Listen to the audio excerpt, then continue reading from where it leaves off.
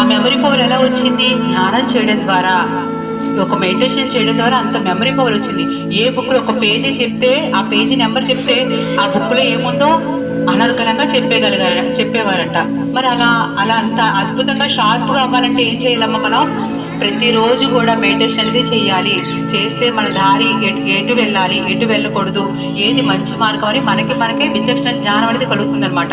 ఈ ప్రతిరోజు కూడా మనం శరీరానికి ఆహారం తీసుకుంటున్నాం కదా, అలానే మరి మన మనసు శుద్ధి అవ్వాలంటే, మనకి చక్కగా మంచి ఆలోచన రావాలి అంటే ప్రతిరోజు మెడిటేషన్ చేయాలి. చేస్తే మహానుభావులని అనుకుంటున్నాం కదా, వాళ్ళందరూ వాళ్ళు ఎలా అయితే అనుకుంటున్నారో మనల్ని కూడా ఇరుగు పొరుగు వారు కానీ, అబ్బాయి ఈ పిల్లలు ఎవరు అసలు, ఎంత చక్కగా ఎంత వినయంగా ఉన్నారు, ఎంత జ్ఞాపక శక్తి ఎంత చురుకుగా ఉన్నారు అనేసి అందరూ కూడా మనల్ని మెచ్చుకోవాలంటే ఏం చేయాలి? ధ్యానం, మెడిటేషన్ చేయాలి. వాళ్ళు ప్రయాణం చేసినటువంటి మార్గమే ధ్యాన మార్గం వైపే వాళ్ళందరూ కూడా ప్రయాణం చేశారు. ఒక సత్య మార్గం వైపు ప్రయాణం చేశారు. మనల్ని కూడా ఇంకొంతమంది స్ఫూర్తిగా తీసుకోవాలంటే మనం కూడా ఒక మంచి మార్గం వైపు ప్రయాణం చేయాలి. ఒక మెడిటేషన్ అనేది ఎంత అద్భుతం అమ్మ. మన మహానుభావులు అనుకున్న వాళ్ళందరూ కూడా చేసినటువంటిదే ఈ ధ్యానం అనమాట. గాంధీ మహాత్ములు కూడా ఈ ధ్యానమే చేశారు. వివేకానంద స్వామి, ఇంకా చాలా చాలా గొప్ప వాళ్ళందరూ కూడా.